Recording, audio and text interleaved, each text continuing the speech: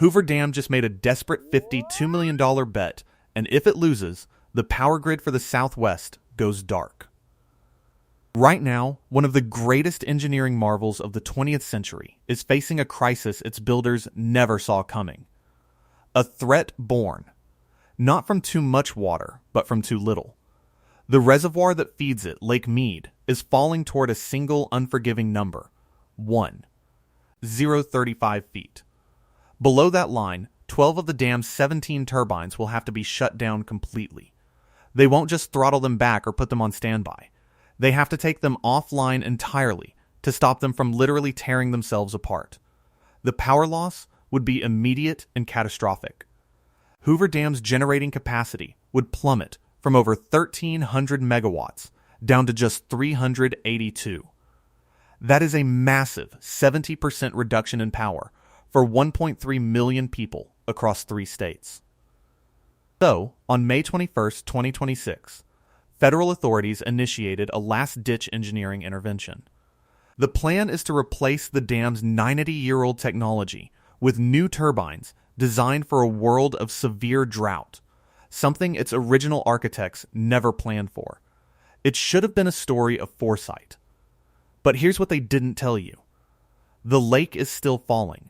The new federal projections are worse than anyone thought possible, and the new turbines will not be ready in time. The math is brutal and simple. The dam is now caught in an 18-month gap between when the old system fails and the new one comes online. The question is no longer whether the crisis is coming. The question is, what happens inside those 18 months? Did they just save Hoover Dam, or did they just fund a $52 million front row seat to a disaster that was already locked in? To understand the crisis, you have to understand the weapon that is threatening to destroy Hoover Dam. And it's not what you think. The enemy isn't the awesome crushing force of a full reservoir. It's actually the opposite. The enemy is a ghost that appears when the water is gone. It's a physical phenomenon called cavitation, and it can eat right through solid steel. A hydropower turbine is incredibly precise. Water flows through a channel, building pressure until it hits the curved blades of a runner, spinning it at hundreds of revolutions per minute.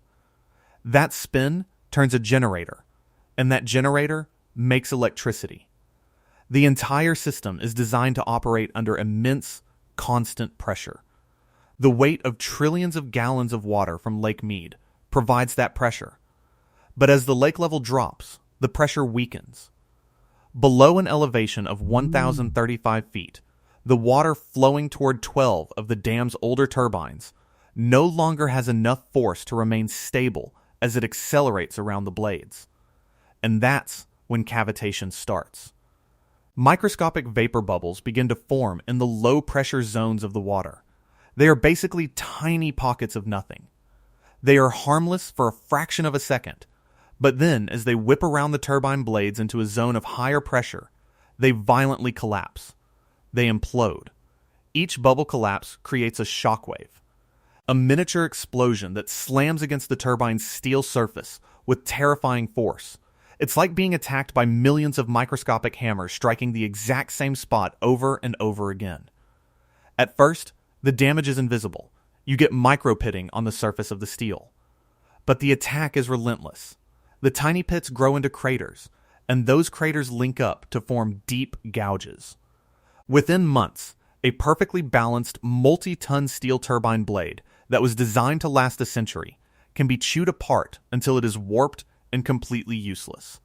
The vibrations can shake the entire generator housing, threatening the stability of the dam itself.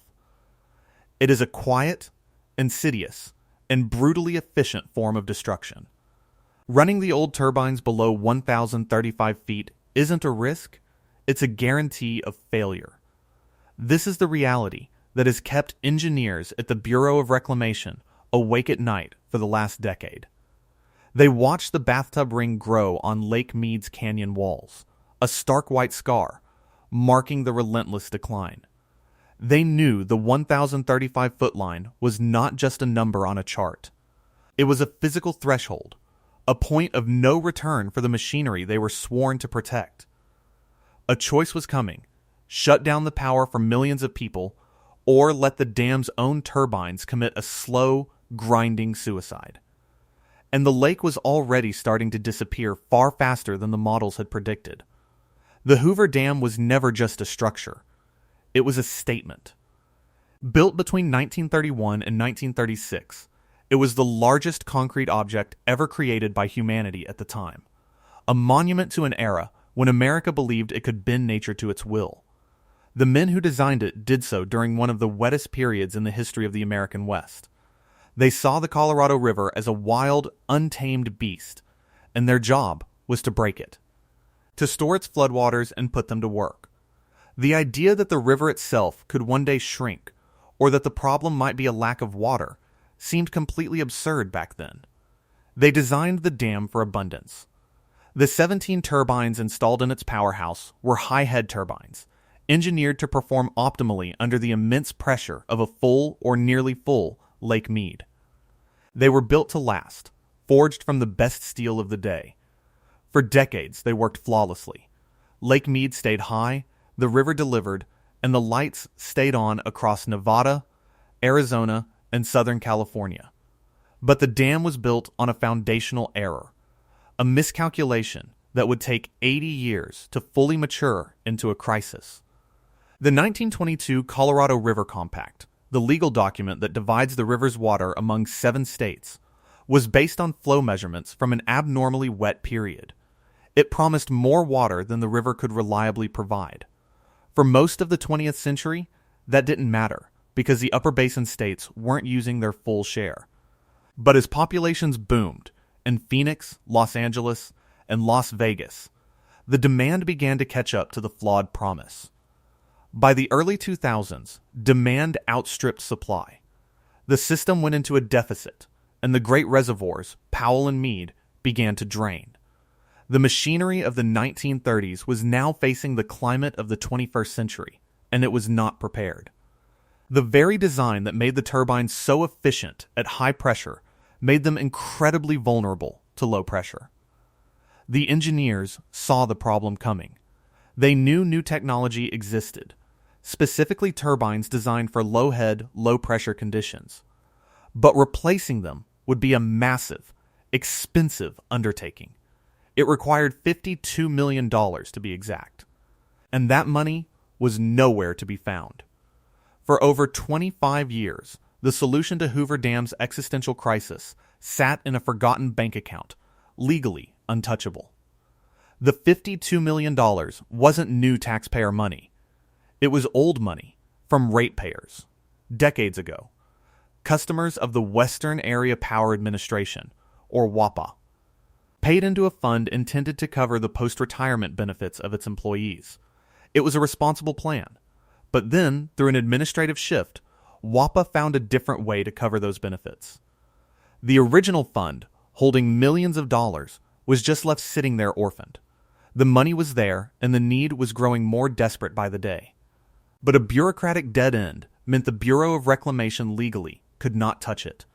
The funds were trapped in a kind of administrative purgatory. As Lake Mead dropped foot by agonizing foot, and as engineers modeled the catastrophic failure of the turbines, the money that could have started the fix sat on a balance sheet, held hostage by a decades-old clerical error. The frustration mounted. Nevada's governor, Joe Lombardo, aggressively pressured the Department of the Interior to find a way to release the funds. Pui Primsrud, the chairwoman of the Colorado River Commission of Nevada, made the case in stark terms, warning that the dam's ability to generate power was at imminent risk. Still, the bureaucratic walls held. It took a literal act of Congress to break the lock. Nevada's Senator Catherine Cortez Masto and Representative Susie Lee recognized the absurdity of the situation.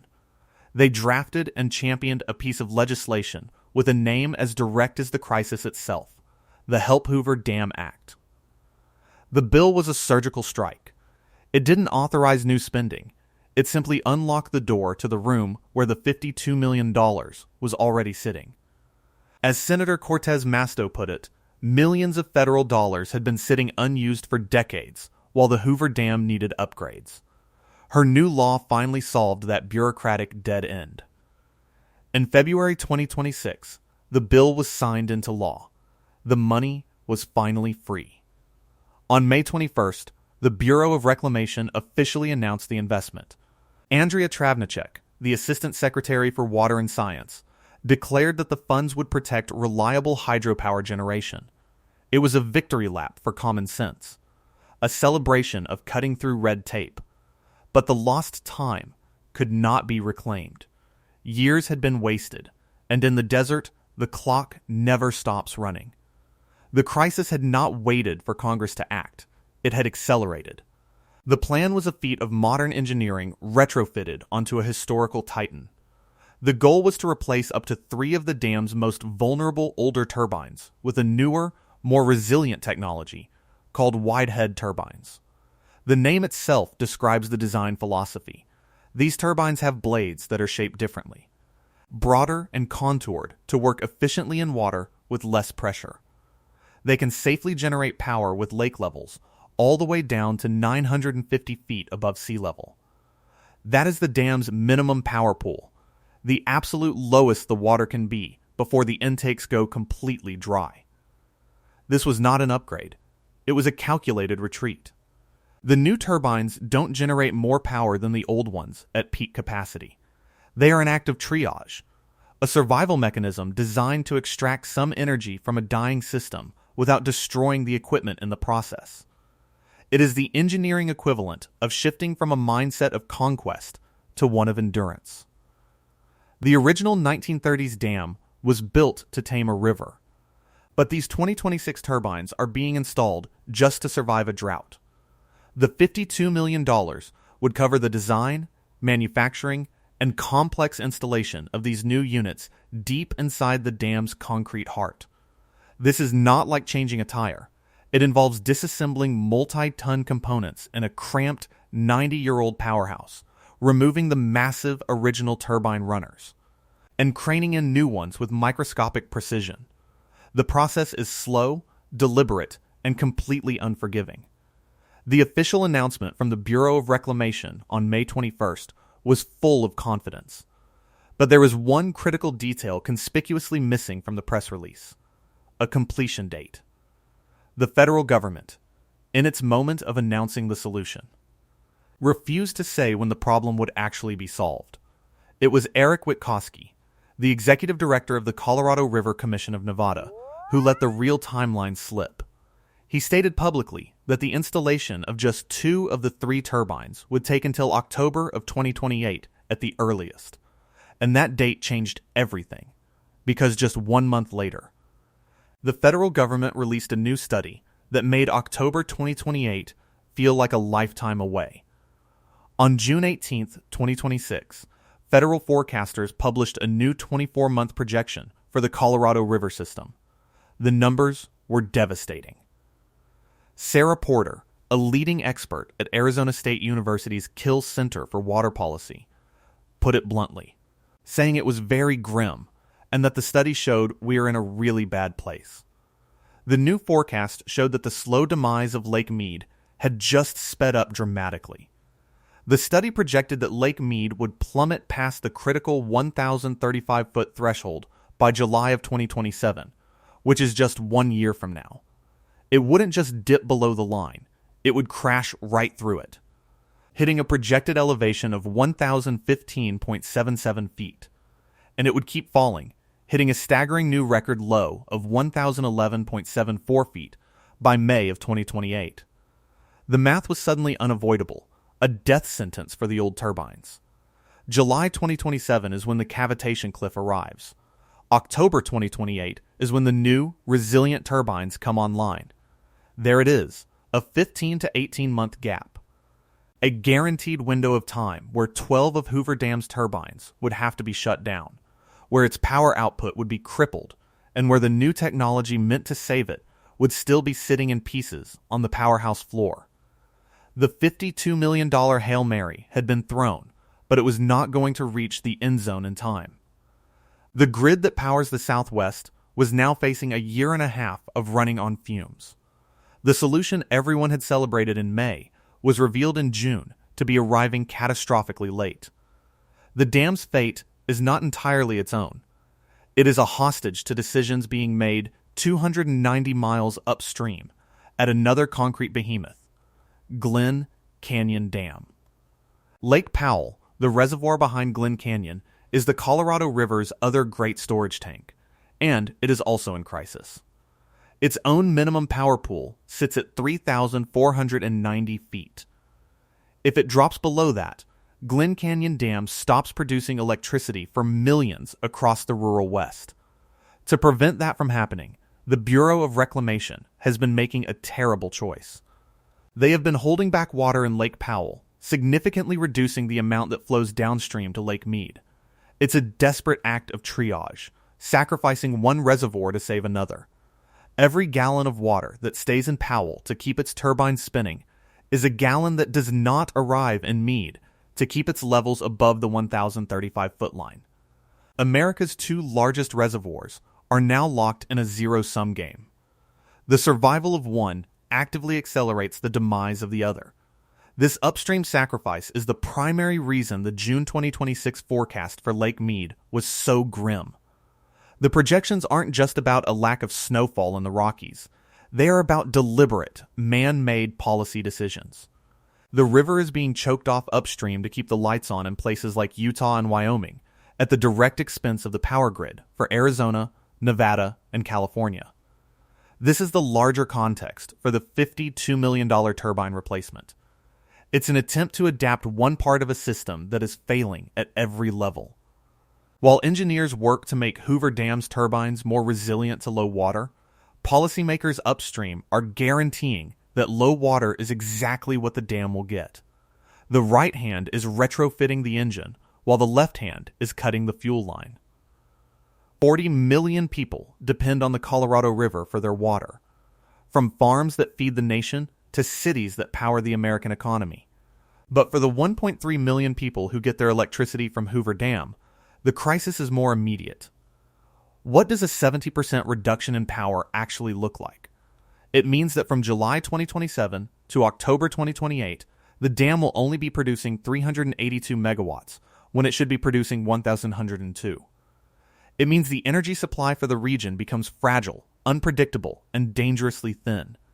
In a place like Las Vegas or Phoenix, where summer temperatures regularly exceed 115 degrees, reliable air conditioning is not a luxury.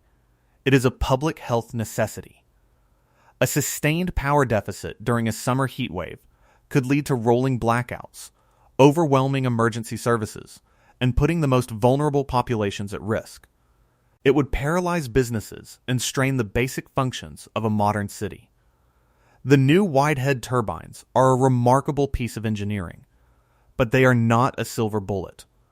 They are a response to a symptom, not a cure for the disease. The disease is a century of over-allocation, a refusal to accept the physical limits of a river, and a climate that is making the problem worse every single year. The dam's final line of defense against total power failure is a dead pool elevation of 895 feet. At that point, water can no longer flow downstream through the dam at all. Las Vegas would lose its primary water source, Southern California's agriculture would collapse, and the dam would become a massive, useless concrete plug in the middle of a desert, an artifact of a wetter time. The new turbines can operate down to 950 feet, buying the system an extra 55 feet of operational capacity. But the June 2026 forecast, the one that showed the lake hitting 1,011 feet by 2028, also showed it continuing to drop. The relief offered by the new technology is temporary. It pushes the cliff back, but it does not remove it. The system is still draining. The $52 million has been spent, the contracts are signed, and the work has begun. But the rescue is moving at the speed of bureaucracy and manufacturing, while the crisis is moving at the speed of physics. This isn't a failure of engineering, it's a failure of time. For 25 years, the money that could have provided a buffer sat locked away. Had this project started a decade ago, the new turbines might have been spinning today, ready for the drop that is now coming. But it didn't. And so the 18-month gap is now baked into the future of the American Southwest. It is a period of extreme vulnerability that was entirely predictable and potentially avoidable. The Hoover Dam, once the ultimate symbol of American confidence and control over its environment, is now a symbol of something else entirely. It is a place of desperate adaptation, where engineers are in a frantic race against a clock they can no longer control. The Hail Mary has been thrown.